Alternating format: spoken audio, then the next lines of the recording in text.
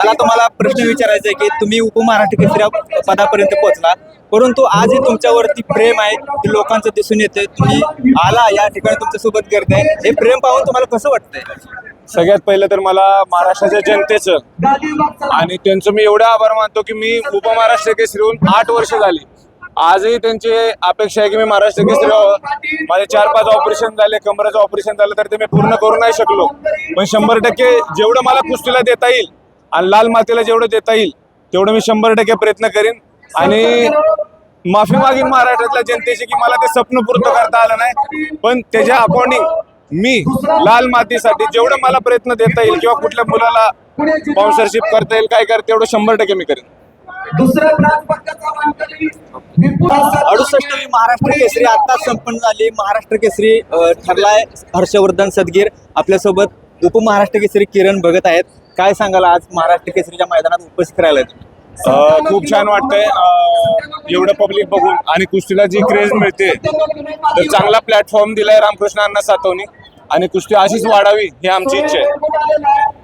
खरं तर तुमच्या आईचा आज एक व्हिडिओ व्हायरल झाला, आवडून मला विचारायचं की तुमच्या आईचं स्वप्न होतं तुम्ही महाराष्ट्र केसरी व्हावं, काय भावना आहेत? 100% आईचं स्वप्न होतं, महाराष्ट्रातल्या जनतेचं स्वप्न होतं. जेवढं मला देता आलं तेवढं मी दिलं. आता बॉडीच्या पुढे मी काय करू शकत नाही. आणि तुमचे मित्र महाराष्ट्र केसरी झालेत, काय सांगाल त्यांच्याबद्दल?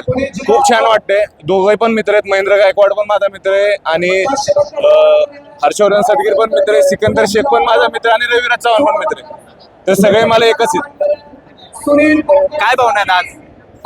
चांगल्या पद्धतीनं आयोजन या ठिकाणी 68वी जी काय महाराष्ट्र केसरी होती त्याचं केलेलं होतं आणि या संदर्भात मल्लांचा पैलवानांचा जो काय आज आदर केलेला आहे या ठिकाणी पहिल्या क्रमांकाला या ठिकाणी त्यांनी फॉर्च्युनर गाडी बक्षीस स्वरूपात ठेवलेली होती. उपविजेत्याला त्यांनी स्कॉर्पिओ गाडी ठेवलेली होती. तर अशा पद्धतीचा सन्मान ह्या पैलवानांचा मल्लांचा व्हावा आणि इथून पुढे अशाच पद्धतीचे आयोजन प्रत्येक वर्षी व्हावं.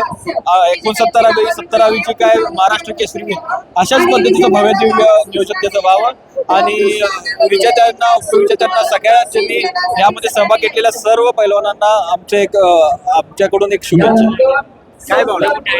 खास करून अण्णाचं मी मनापासून अभिनंदन करतो आणि त्यांनी एवढी मोठी स्पर्धा या ठिकाणी घेतलेली वाघोली ठिकाणी 68वी महाराष्ट्र केसरी स्पर्धा. तर अजूनपर्यंत ह्याच्या आधी महाराष्ट्र केसरी झाले स्पर्धा आतापर्यंत झाल्या, पण एवढे पैलवान कुठे आले नव्हते. त्यांना ह्या पैलवानाचा आशीर्वाद लागणार आहे आणि पैलवान म्हणजे पैलवान इतकं त्यांनी सोनं केलं तर पैलवानचं त्यांचं पैलवानला अभिनंदन आहे. धन्यवाद.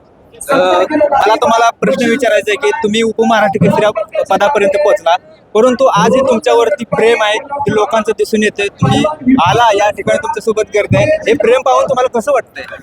सगळ्यात पहिलं तर मला महाराष्ट्राच्या जनतेचं आणि त्यांचं मी एवढा आभार मानतो की मी उपमहाराष्ट्र केसरी होऊन 8 वर्ष झाली.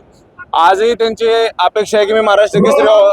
माझे 4-5 ऑपरेशन झाले, कमराचं ऑपरेशन झालं तर ते मी पूर्ण करू नाही शकलो, पण 100% जेवढं मला कुस्तीला देता येईल आणि लाल मातेला जेवढं देता येईल तेवढं मी 100% प्रयत्न करीन. आणि माफी मागीन महाराष्ट्रातल्या जनतेची की मला ते स्वप्न पूर्ण करता आलं नाही, पण त्याच्या अकॉर्डिंग मी लाल मातीसाठी जेवढं मला प्रयत्न देता येईल किंवा कुठल्या मुलाला स्पॉन्सरशिप करता येईल काय करता एवढं 100% मी करेन. आवाज माणदेशाचा, माणदेशातील प्रत्येकाचा. माणदेश प्राईम सबस्क्राईब करा आणि अपडेट रहा. नवीन व्हिडिओच्या नोटिफिकेशनसाठी बेल आयकॉनचं बटन दाबा. धन्यवाद.